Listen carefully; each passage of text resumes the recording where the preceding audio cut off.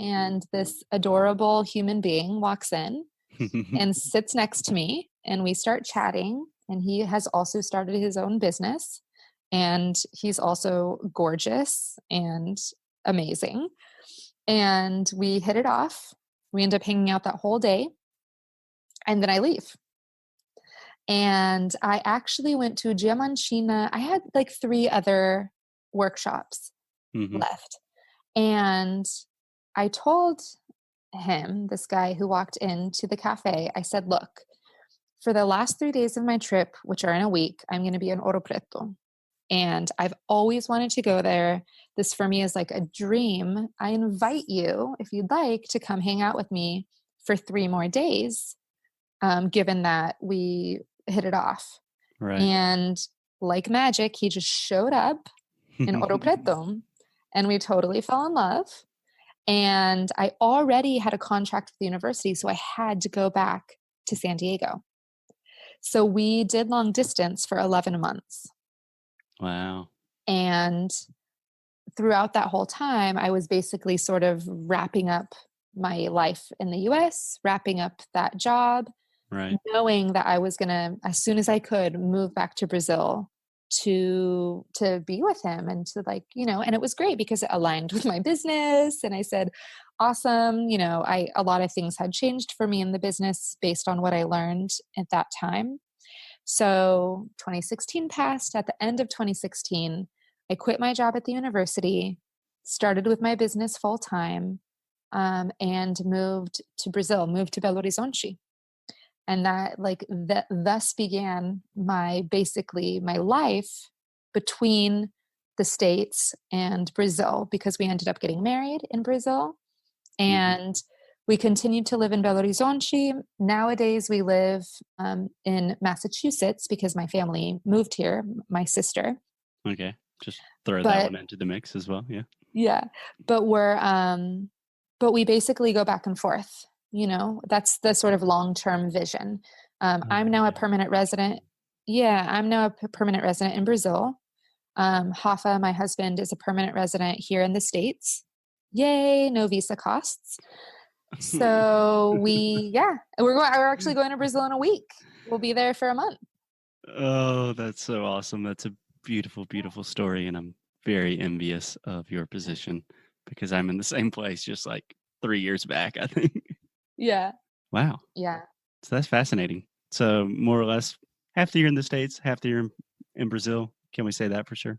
No, but you can say that Brazil is still a home. It's just now home number 2 instead of home number 1. So every year we'll go to Brazil, probably for about a month. However, the States, we've sort of mutually decided that at least for now, it's probably going to be home number 1. Right. And to throw another exciting little tidbit last minute into this all, I actually don't have family anymore in California, not immediate family. My dad moved to Maui in Hawaii, and my mom and sister live here in Massachusetts. Couldn't be further apart. Yeah. So we also go to Hawaii and stop over in California to visit all my friends that are there still, about once a year as well, as much as we can with the monies. So we go to Hawaii a lot. We are sort of based in Massachusetts, at least for now. And we will always go back to Brazil for family and work. That's amazing. Yeah. That's amazing. I think that is. Are you familiar with Pico Iyer and his work? No. Ooh, you would love this. Who's that? Pico Iyer, he is an author. He wrote a book. His most famous book is probably called The Global Soul. But he has a wonderful TED Talk that's just kind of talking about the future of humanity. And he has this idea of people having multiple homes and multiple families and coming from pretty much your life story is the TED Talk. Pico Iyer. Yes, How do you spell Iyer? Iyer. I would have not guessed that. Yeah, he has 2 TED Oh Talks. yeah, I see it. One is about meditation, like the art of stillness, which is interesting if you're into Ooh, that. But I'm gonna his like him. first one is the one that I always recommend to people. Yeah. When you were sort of talking about, oh, like international relationships and foreigner living in Brazil, one of the maybe we can end with this. Yeah, but one of the most interesting things that I thought of sharing with you is that as soon as I spent most of my 20s traveling and living abroad. I Mhm. lived in Spain, I lived in Costa Rica, I lived in Brazil, but I traveled a lot too. Yeah, that exactly my 20s as well, except Costa Rica was Guatemala. Yeah. Yeah. But I knew from early on that if I were to ever get married one day or have a life partner of any sort, that it- not because like I hate American men or something, but that 99% that person was probably going to be from a different country and speak a different language and have multiple cultural experiences. And so I've been thinking for a really long time in my life, like sort of what you lose and what you gain, because everything in life, you lose something and you gain something anytime you make a decision. There's a lot of hard life decisions that you have to make in adulthood. And, being in an international relationship, I think, especially because Brazil was sort of late in my life. Like, I didn't go to Brazil until I was 26, around there. And I didn't Yeah. start really speaking Portuguese until I was 26 either.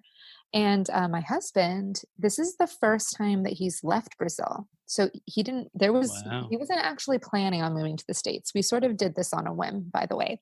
Yeah. And, so we don't have a mutually, we don't have a mutually shared cultural foundation, if you will. Meaning, Okay. like, there can't be like a knowing glance when some 90s R&B song comes on and Salt and Pepper, like whatever it is. Like yeah, like he's not that's not going to be a giggle, that's not going to be like that glance of, all of these really embedded cultural references for me and for him. We don't have that. And Interesting. for a lot of people, communication is really based on that kind of understanding and connection. And I am also that way, I think those kinds of connections are really interesting. Like, you have a hometown experience, you have a shared hometown experience. Like, my best friend, I've known her since I was 14, we grew up in the same hometown. It's amazing. There's things I don't have to say to her, I don't have to explain. She's Right. known me my whole life. She's from the same place. There's a work ethic that goes along with the place where we're from. We're both middle class. We both of our parents are working. You know what I mean? Like, Right. it's this really shared experience. And we don't really have that kind of shared experience. In fact, like, you know, him growing up in Brazil in a certain place, me growing up in a small town in the States in a certain place. He's actually from a big city. Like, we don't have that. Right. So there are things that are lost when you make that decision, and there's layers of communication that are complicated. It's not just words. For sure. And even if it were just words, even if we both spoke each other's languages fluently, words have different meanings in different situations. They have different emotional weight, right? Absolutely. So I can think of a time like frustrado, right? The word frustrated, but when it's when you say it in Portuguese, I learned the hard way. It can be even offensive, especially depending on the context. Like, if you say I'm frustrated, that's really serious. Yeah. Whereas in English, we sort of say we're Just frustrated about, kind of annoyed. Yeah. yeah, or like another example that comes up a lot is interesting.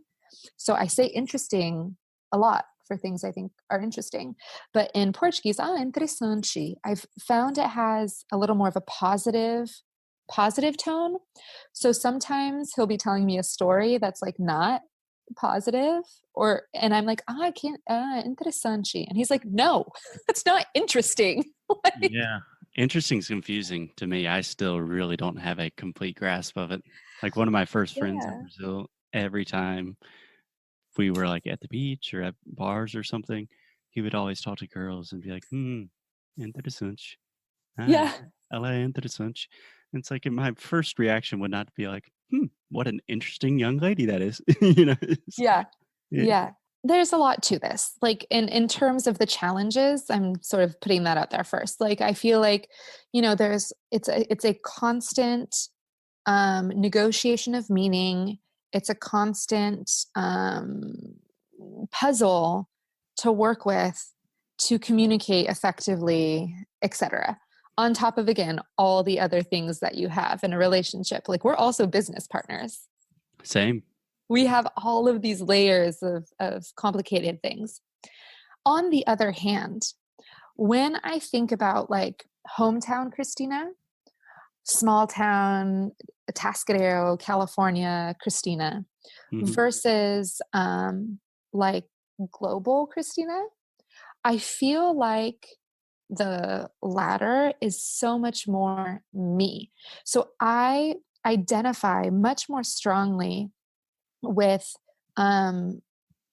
someone who, with me now, so I travel among different countries, I speak many languages. Although it's challenging, it's like a puzzle to be worked out all the time. Hmm. That is literally what gets me going. Like that is what life is to me. And I will sort of happily give up like the cultural references that we don't share to be able to connect and have someone else understand that big vision of sort of, what it means to live in our world now and what we want out of that. So that's sort of like where the international relationship gets really exciting and really interesting, really interessante in all of the definitions. Even though, yeah, it's super duper complicated a lot of the time, and Absolutely. bureaucratic a lot of the time. All the But time. yeah, all the time. At least still in my stage, yeah. All the time. Yeah. Yeah. But I think the end game is like who am I, and what sorts of challenges and intellectual challenges and creative challenges and all of the above do I want in my life now. And it's not really the hometown Christina. Like it's not that I don't know her anymore, but I'm different now, and I like this person better. Yeah. I mean, honestly, you were saying so many things that I know implicitly, but I cannot say in such an articulate manner. But it's very strange for me that right now I am 20 minutes from where I was born, Wow. but I'm still so far separated from that kind of mindset of the world that I had back then. Yeah. And I would say, on a positive note, the idea of a lot of people talk about global citizens and global citizenry. Yeah. I think that word has a lot of connotation now. And that's why I love Pico Iyer work talking about the global soul. Like it's just something you feel. Yeah. But I think people that are in that group, that kind of tertiary group of not from here, we're kind of from everywhere, you have your own opportunity to create those knowing glances and those new cultural references and those intimate moments, and it's so leveled and like multifactorial that it's way more interesting, way more Totally. innocent, way more beautiful. Totally. And I mean, just like you said, you create these new cultural references and you connect with different people in different ways. And it's not one or the other.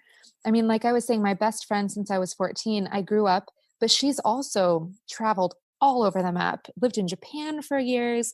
And so we connect on many levels. We have like Yeah, crazy, knowing glances about other things. And so it's pretty cool. Yeah. it's very cool. It's very cool. Well, Christina, I know that we are both busy, and I know we could talk about this for a long time. Perhaps Yeah. the most philosophical and advanced episode of Inglês no Rádio ever, which is awesome. Yeah, okay. It's awesome. Maybe I'll just put a little asterisk advanced. Include a And glossary. we're trying to do transcripts with everything now too, so don't worry. Okay, good. Well, Okay. Ooh, that's going to be interesting. yeah, Alexia will have fun with that one. I know, I'm sure. Hi, Alexia. Love you. Beijos. Beijos. Obrigada. Awesome, Christina. So I'm sure that we will have you back sometime, or I certainly I would would love love to to. Yes. And I'm sure our audience would as well. Yeah. Thank you so much. It was an awesome conversation, and I will happily come back anytime. Awesome. Any parting words for people listening? Like, where can people find you on the interwebs? Yeah. So, ChristinaLorimer.com. And just anything that has to do with my name. So my YouTube channel is Christina Lorimer. My Instagram is Christina Lorimer. I'm very active in Instagram stories. I have a lot of really cool conversations that happen there. So please join us. Yeah. We have a lot of good videos. Yeah, we have a lot of courses coming out this year in 2019 as well. So just stay updated. Keep in touch. I love to hear from you. I want to talk to you. So come with me. Absolutely. And all of our students that always ask, Foster, why don't you have more videos on YouTube? It's because people like Christina are already doing them much better than I ever could. That is silly, but So okay. check it out. The weird compliment, but thank you. Okay. Thanks a lot, Christina. I will right. talk to you soon. Talk to you later. Ciao.